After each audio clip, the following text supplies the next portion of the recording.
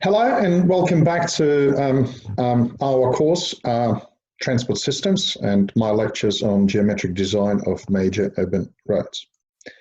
Over the last three lectures, we have discussed the geometric design considerations, design inputs, geometric design principles related to horizontal and vertical geometry, cross-sections elements, and today we'll discuss the road safety. So how to make your design safe? Does it need to be safe? What impact it's going to have on a construction cost?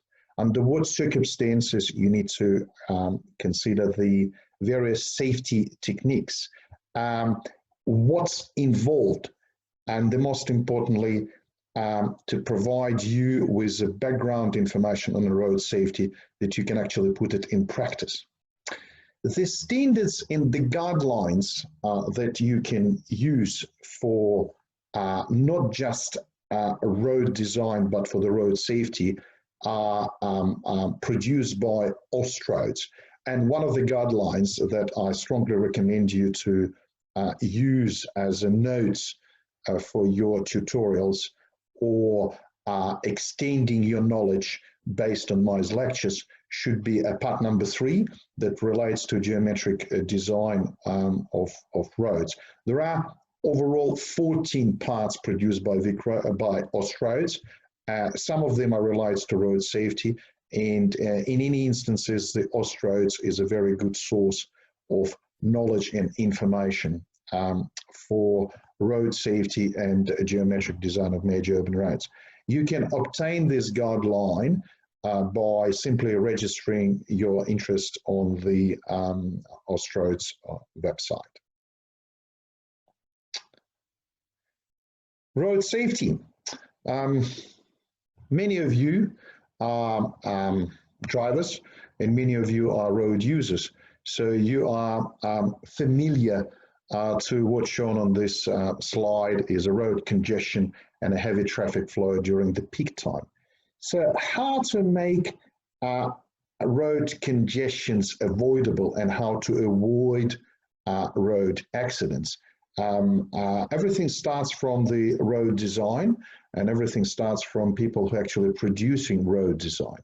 But it is quite important for you to be aware about road traffic accidents or death rate per 100,000 citizens in the various countries. So the lowest death rate per 100,000 citizens are in the countries that are covered in the grey area.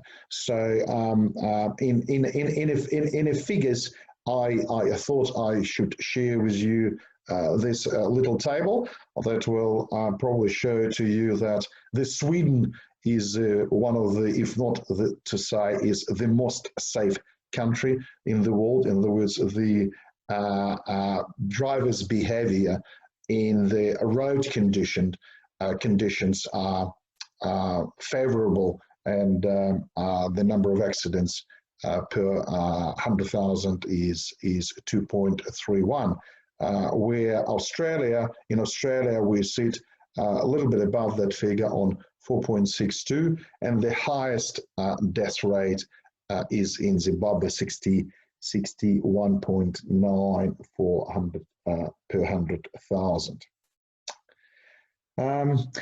Elements that contribute to road crashes. Road environment factors are one of the 3 elements that contribute to road crashes. The others being driver's behavior and vehicle characteristics. It is estimated that some 30% of crashes relate to roadside environment. While road environment factors are often not the single cause of a crash, they can contribute to their severity.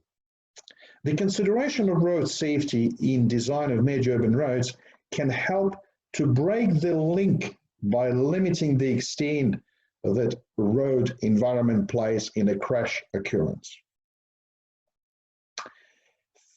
The fundamentals of good design include First of all, design for all road users. Pavement surface, intersection design, intersection control, pavement markings and delineation, pedestrian crossings facilities, and street lighting. I recommended the following safety objectives to be adopted when designing a road. Separate potential conflict points and reduce potential conflict areas. Control the relative speed of conflicting vehicles. Clearly identify the path to be followed. Ensure that the needs of all road users are considered. Provide a roadside area that forgives a driver's errant or inappropriate behavior, and safe placement on roadside furniture. Major roads consist of the mid-block section and the intersections. Obviously, we discussed the geometric design on the mid-block sections. We touch some of the elements of the intersections, but the majority of the accidents are occurring on the intersection. So what do you need to do to make the intersection safe? Main factors in intersection safety include number of legs coming to the intersection, angle of intersection, sight distance, alignment, horizontal and vertical, coming to the intersection and through the intersection, auxiliary lanes or turning lanes, channelization and intersection control, friction or pavement skid resistance, turning radii at the intersections, traffic lane and shoulder widths, property accesses, signposting, approach speed, and lighting. In general, at intersections should be obvious and unambiguous and allow good visibility of traffic control devices and other road users.